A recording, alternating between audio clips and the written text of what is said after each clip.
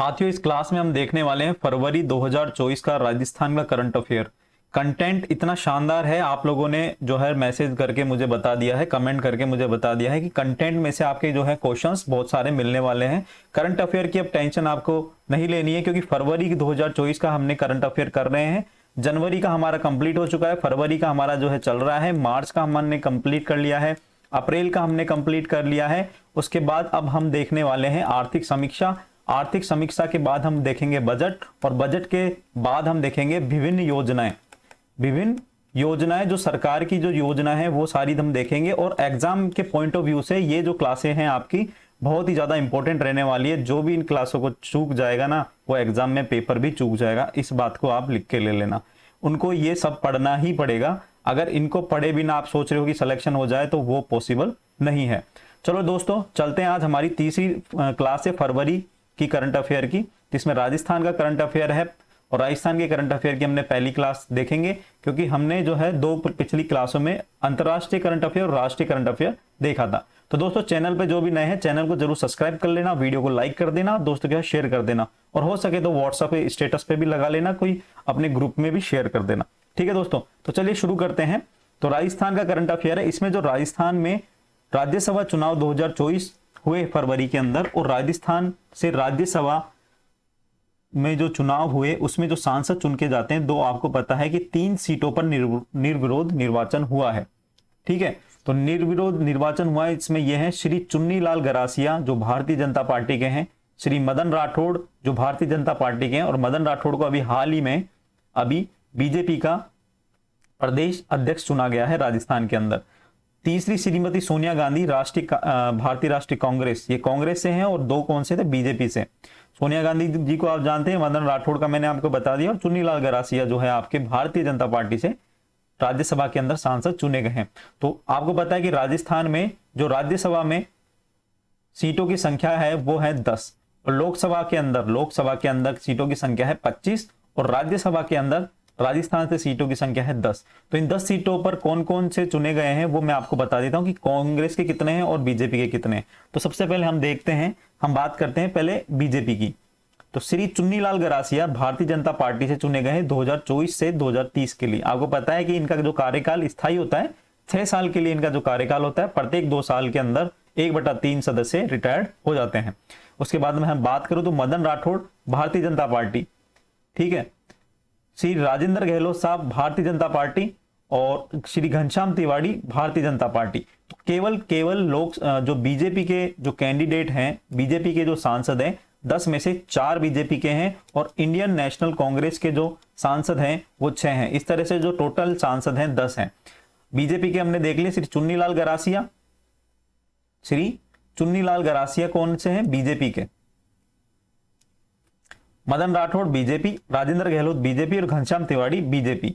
इसके बाद हम बात करें कांग्रेस वाले की, तो श्रीमती सोनिया गांधी भारतीय राष्ट्रीय कांग्रेस, नीरज डांगी भारतीय राष्ट्रीय कांग्रेस, केसी वेणुगोपाल भारतीय राष्ट्रीय कांग्रेस, रणदीप सिंह सुरजेवाला भारतीय राष्ट्रीय कांग्रेस, मुकुल बालकृष्ण वासनिक कांग्रेस, श्री प्रमोद कुमार कांग्रेस। तो 6 कांग्रेस के हैं और 4 आपके बीजेपी के हैं। तो ध्यान रखना, यह आंकड़ा एग्जाम में पूछा जाता है। आगे हम देखो, थोड़ी सी हम चर्चा कर लेते हैं कि राजस्थान में वर्तमान में लोकसभा की सीटों की संख्या कितनी है, 25। मैंने आपको बता दिया, लोकसभा सीटों की संख्या है 25, और राजस्थान में राज्यसभा की सीटों की संख्या है 10।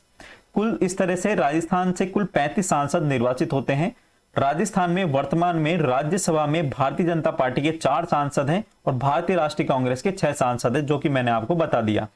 वर्तमान में राजस्थान से राज्यसभा में केवल एक महिला सांसद है, वो है श्रीमती सोनिया गांधी, कांग्रेस पार्टी से निर्वाचित हैं, और एक मात्र 9 पुरुष हैं और 1 महिला है। राजस्थान के झुंझुनू जिले के श्री जगदीप धनखड़ वर्तमान में भारत के उपराष्ट्रपति और राज्यसभा के पदेन सभापति हैं। बहुत इंपॉर्टेंट बात है कि राजस्थान से राज्यसभा के अंदर कितना जो है आपके क्राइटेरिया दे रखा है।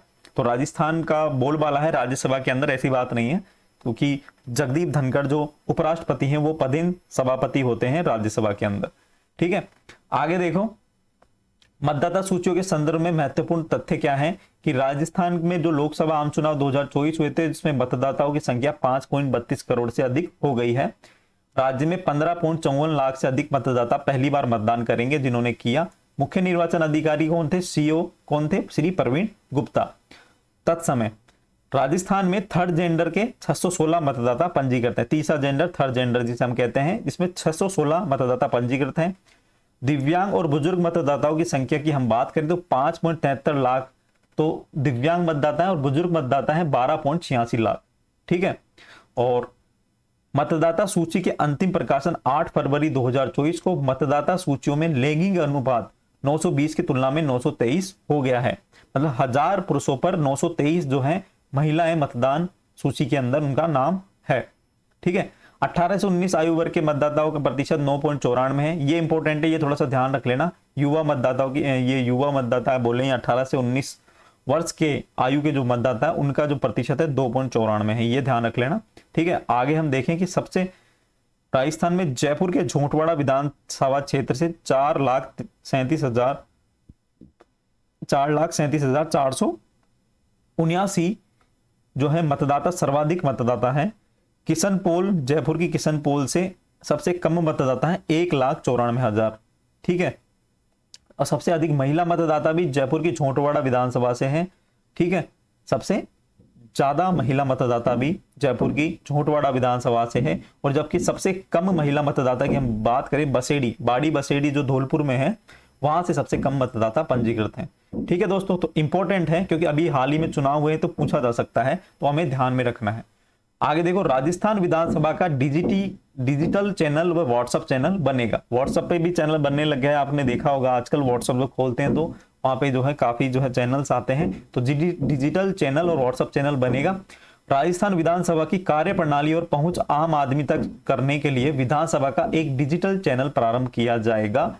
इसके द्वारा विधानसभा की कार्रवाई के अलावा लोकतांत्रिक क्रियाकलापों से जुड़े विषयों का भी प्रसारण इस पर किया जाएगा, ध्यान रखना। और इसके साथ साथ जो राजस्थान विधानसभा की कार्रवाई को पेपरलेस बनाया जाएगा। मतलब अभी जो पेपरलेस कार्रवाई नहीं होती विधानसभा में, कोई भी है पेपर का यूज होता है, कोई भी लिस्ट होती है तो हाथ में जो है हार्ड कॉपी लेकर ही वहां पर बोला जाता है या कोई भी क्वेश्चन किया जाता है तो हार्ड कॉपी यूज होता है। तो अब पेपरलेस बनाया जाएगा और हर टेबल पर एक स्क्रीन की व्यवस्था की जाएगी, मतलब डिजिटलकरण कर दिया जाएगा। ठीक है। इसके बाद हम बात करें तो प्रमुख कार्यक्रम और योजना और अभियानों की बात करें तो विकसित भारत विकसित राजस्थान कार्यक्रम, ये केंद्र सरकार द्वारा प्रायोजित कार्यक्रम है। इस कार्यक्रम के द्वारा केंद्र सरकार द्वारा राज्य में आधारभूत संरचनाओं से संबंधित विभिन्न परियोजनाएं शुरू की गई थी। आपको पता है कि जो भजनलाल सरकार जब चुन के आई थी तो सबसे पहले उन्होंने विकसित भारत संकल्प यात्रा के कैंप लगाए थे हर जगह। उनका उद्देश्य यह था कि केंद्र की जितनी भी योजना है उनको जो है लोगों से जोड़ने के लिए, क्योंकि पहले यहाँ कांग्रेस सरकार थी तो केंद्र की योजनाओं को यहाँ पे लागू पूरी तरह से नहीं किया जाता था। तो अब जो है इस तरह से जो है इसको लागू किया गया है और केंद्र की सभी योजनाओं को लोगों तक पहुंचाने के लिए ये कैंपों का आयोजन किया गया था, है ना। और श्री प्रधानमंत्री द्वारा वीडियो कॉन्फ्रेंसिंग के माध्यम से 16 फरवरी को इसको संबोधित किया गया। इसके तहत राजस्थान में सड़क, रेलवे, सौर ऊर्जा, विद्युत ट्रांसमिशन, पेयजल, पेट्रोलियम और प्राकृतिक गैस सहित कई महत्वपूर्ण क्षेत्रों से संबंधित 17,000 करोड़ रुपए की विकास योजनाओं का लोकार्पण किया गया। इसमें राजस्थान में 5,000 करोड़ रुपए से अधिक के विभिन्न राष्ट्रीय राजमार्गों का उद्घाटन किया गया, जिसमें तेज और बेहतर कनेक्टिविटी प्रदान करने के लिए इन्होंने जिम्मेदारी उठाई है।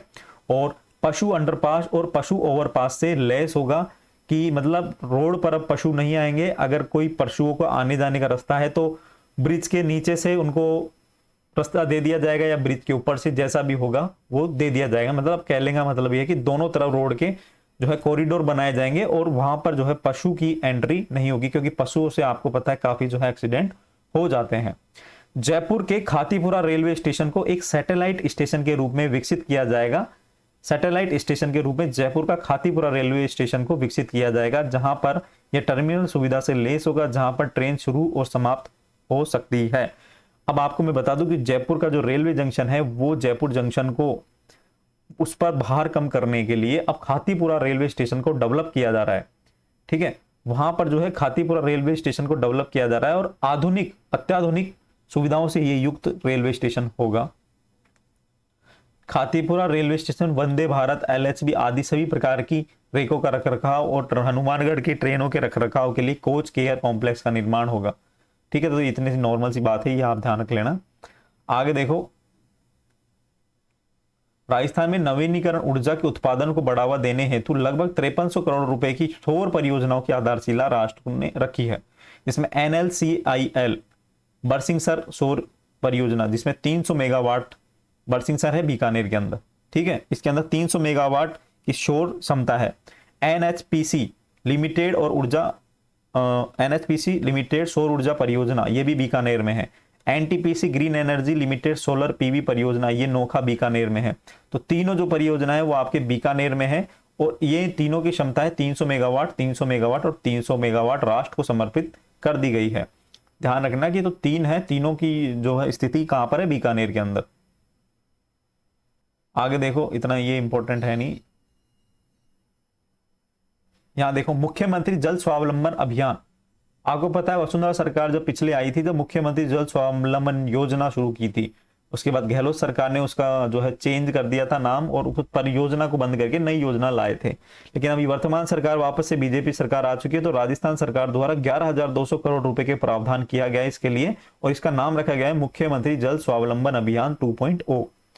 अपना चैनल का नाम क्या है, गवर्नमेंट गुरु 2.0। इसी तरह से इस परियोजना का नाम है मुख्यमंत्री जल स्वावलंबन अभियान 2.0।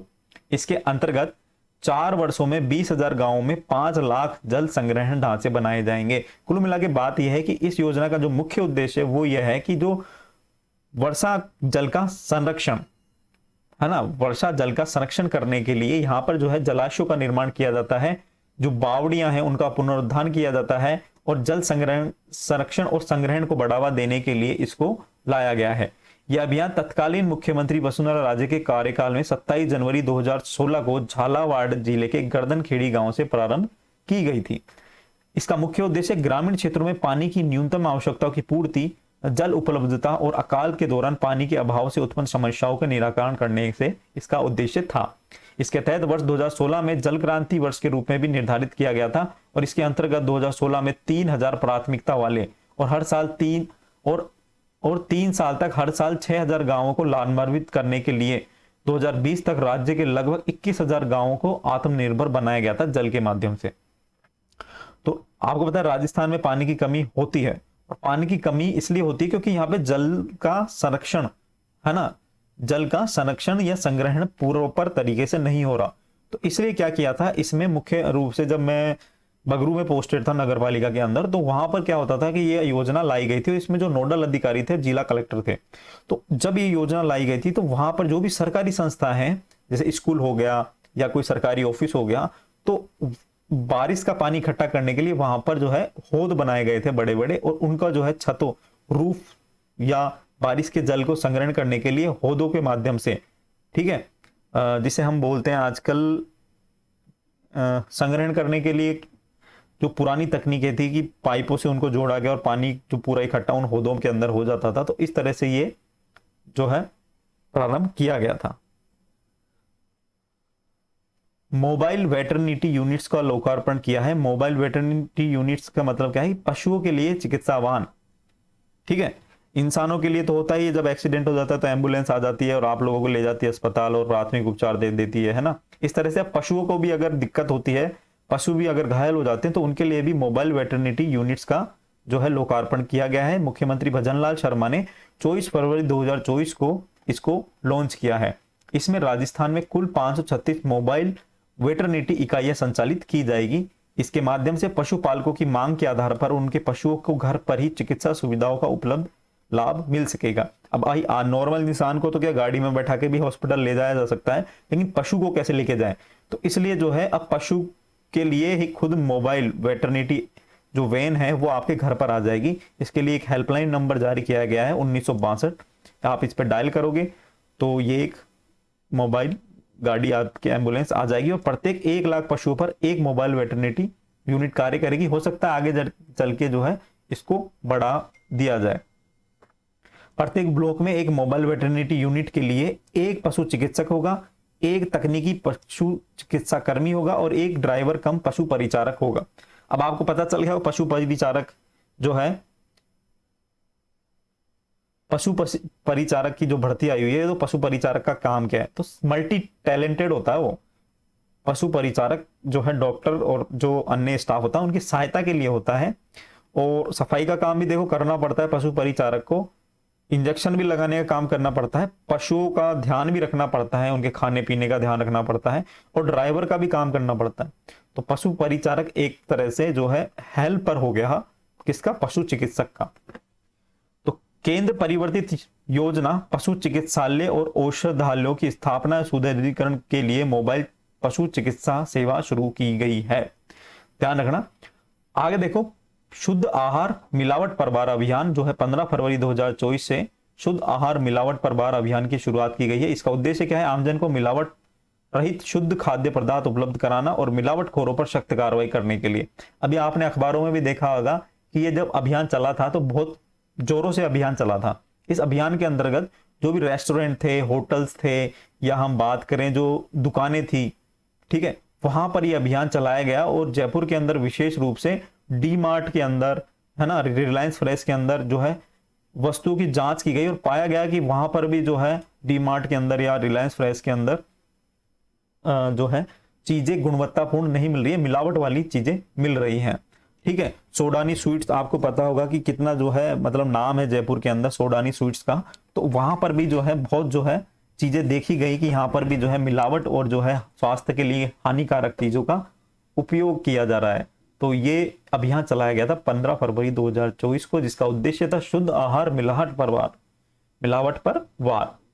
आगे देखो, आश्रयहीन असहाय बीमार व्यक्तियों हेतु राज्य स्तरीय पुनर्वास अभियान। तो यह अभियान 29 फरवरी से 5 मार्च 2024 तक चलाया गया। इस अभियान में 29 फरवरी से 1 मार्च तक प्रत्येक संभाग मुख्यालय पर तथा 2 मार्च से 5 मार्च तक सभी जिलों में ये चलाया गया।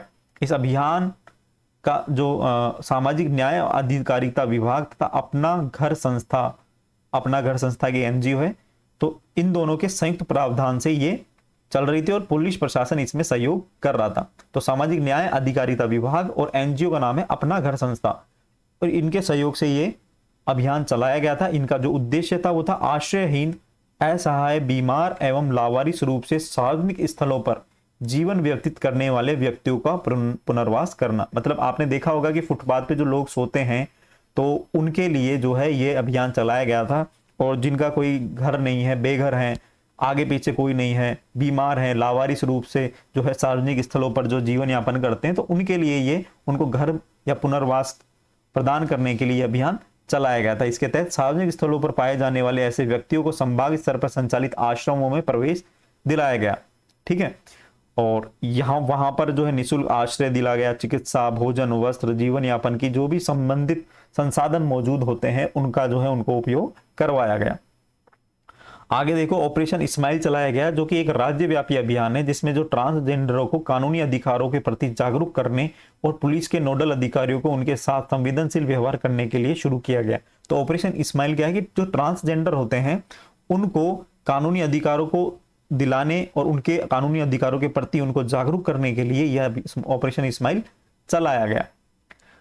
Bounce of joy program launch किया गया है। बाउंस ऑफ जॉय प्रोग्राम क्या है, ये राष्ट्रीय शिक्षा विभाग स्कूली शिक्षा विभाग और स्टेयर्स फाउंडेशन के सहयोग से ये चलाया गया।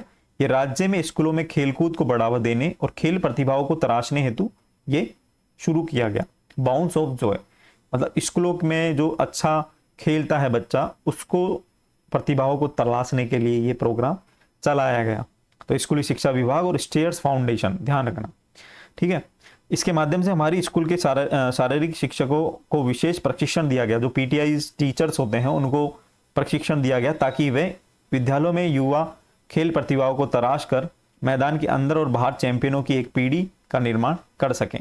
तो कितना बढ़िया प्रोग्राम है कि अब जो हमारा जो टैलेंट है खिलाड़ियों का स्कूलों में दब जाता था या किसी भी रीजन से वो दब जाता था, तो अब उनको तराश कर अब आगे ले जाया जाएगा। आगे देखो, मंत्री आपके द्वार कार्यक्रम। इस कार्यक्रम में राजस्थान सरकार द्वारा शुरू किया गया है। इसका उद्देश्य आमजन के द्वार पर जाकर मंत्री जनसुनवाई करेंगे और इसका लक्ष्य जो है आम जनता की समस्याओं का निराकरण करना और प्रशासनिक व्यवस्था को सुनिश्चित करना, इसका उद्देश्य रखा गया है। प्रधानमंत्री जनमन योजना, ये इंपॉर्टेंट है, ये ध्यान रख लेना। प्रधानमंत्री जनमन योजना के तहत शहरिया बहुल 12 जिला चयनित हुआ है। अब ये योजना क्या है इसके बारे में हम बात करेंगे, उससे पहले हम थोड़ा सा देखते हैं कि ये विशेष रूप से कमजोर 75 जनजातीय समूह के समग्र विकास के लिए केंद्र सरकार द्वारा शुरू की गई महत्वाकांक्षी प्रधानमंत्री जनमन योजना शुरू की गई है। मतलब 75 जनजातीय समूहों का एक समग्र रूप से डेवलप करना है, उनका विकास करना है, तो ये केंद्र सरकार की योजना है। इसके तहत राजस्थान का 12 जिला की शहरिया बहुल क्षेत्र को शामिल किया गया है। इस कार्यक्रम के तहत जिले में शहरिया जनजाति बहुल क्षेत्र में योजना का क्रियान्वयन सुनिश्चित किया जाएगा। इस योजना क्या है हम थोड़ा सा इसको देख लेते हैं कि प्रधानमंत्री जनमन योजना 15 नवंबर 2023 को झारखंड के खूंटी से शुरू किया गया। इस दिन को जनजातीय गौरव दिवस के रूप में भी मनाया जाता है। इस योजना को प्रधानमंत्री जनजाति आदिवासी न्याय महाअभियान के रूप में भी जाना जाता है। इस योजना की घोषणा पहली बार बजट में 2023-24 में की गई थी। इस योजना में ग्राम जो आदिवासी कल्याण के लिए बजट 6 गुना बढ़ा दिया गया है। मतलब जनजातियों का विकास और आदिवासियों के कल्याण के लिए बजट जो है 6 गुना बढ़ा दिया गया है। इस मेगा योजना पर 24,104 करोड़ रुपए का बजट निर्धारित किया गया है, जिसमें 15,336 करोड़ रुपए और 8,768 रुपए राज्य द्वारा खर्च किए जाएंगे। मतलब 24,104 करोड़ रुपए का बजट तय किया गया, जिसमें 15,000 करोड़ तो कौन करेगा? केंद्र सरकार, और बाकी के 8,700 रुपए कौन खर्च करेंगे? वो करेंगे आपके राज्य सरकार। इस योजना के अंदर आदिवासी समूह और आदिम जनजातियों के लिए है जो कि अभी जंगलों में निवास कर रही हैं। 75 जो है जनजातियों के लिए 9 मंत्रालय द्वारा 11 क्षेत्रों पर एक ध्यान केंद्रित करेगी। आगे देखो, सुरक्षित स्कूल सुरक्षित राजस्थान का तीसरा चरण शुरू किया गया है। राजस्थान के सरकारी स्कूलों में अध्ययनरत बच्चों में असुरक्षित स्पर्श के प्रति जागरूकता से समाज में चाइल्ड अब्यूज की घटनाओं पर लगाम कसने और नो बैग डे एक्टिविटी तहत आयोजित किया गया है। मतलब जो सरकारी स्कूलों में जो अध्ययनरत बच्चे हैं उनको जो असुरक्षित स्पर्श होता है, जैसे अनजान व्यक्ति को द्वारा जो गलत धारणाओं के आधार पर उसे छुआ जाता है किसी भी बच्ची को या बच्चे को, उसके प्रति जागरूक करना। दूसरा, चाइल्ड अब्यूज की घटनाओं पर लगाम कसने के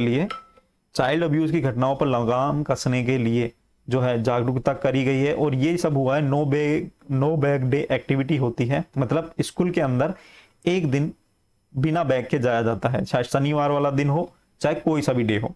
तो गुड टच बैड टच के बारे में बताया गया है, नो गो टेल के बारे में थ्योरी बताई गई है। ठीक है, तो मतलब एक तरह से बच्चों को अपने अधिकारों के लिए और ऐसे लोगों से जो असामाजिक लोग होते हैं उनसे बचाने के लिए जो है जागरूकता अभियान चलाया गया है। ये जो चरण है अगस्त 2023 में आयोजित किया गया था, पहला चरण, और दूसरा जो चरण है अक्टूबर 2023 में आयोजित किया गया था, और अब जो है तीसरा चरण इसका आयोजित किया गया है। ठीक है दोस्तों, तो ये आपका जो राजस्थान का जो करंट अफेयर है इसके अंतर्गत हमने कुछ पॉइंट देखे जो राजस्थान के एग्जाम के पॉइंट ऑफ व्यू से काफी इंपॉर्टेंट हो जाते हैं और आपके एग्जाम में ये प्रश्न पूछे जाने वाले हैं। तो अभी हमने राजस्थान का परिदृश्य देखा, राजस्थान करंट अफेयर देखा, तो अब आने वाली क्लास में जो हम चौथी क्लास में भी आगे राजस्थान का करंट अफेयर कंटिन्यू करेंगे। तो अभी के लिए इतना ही। अगर आप लोगों को भी करंट अफेयर देखना है तो आप मेरे प्लेलिस्ट में जा सकते हैं। चैनल की प्लेलिस्ट मैंने बना रखी है और वहां पर जो है राजस्थान करंट अफेयर के नाम से वो प्लेलिस्ट में आपको ये सारी चीजें मिल जाएगी। जनवरी, फरवरी, मार्च, अप्रैल का करंट अफेयर, आर्थिक समीक्षा और बजट और विभिन्न योजनाओं पर जो है मैं अभी काम कर रहा हूं। तो आप लोगों के लिए बहुत अच्छी जो है चीजें आने वाली है। बस आप चैनल पर विश्वास करिए, मुझ पर विश्वास करिए, सारी चीजें आपको फेयर मिलेगी। ठीक है दोस्तों, एग्जाम में हमारा जो है उद्देश्य क्या है कि एग्जाम में हमारा प्रश्न मिल जाए।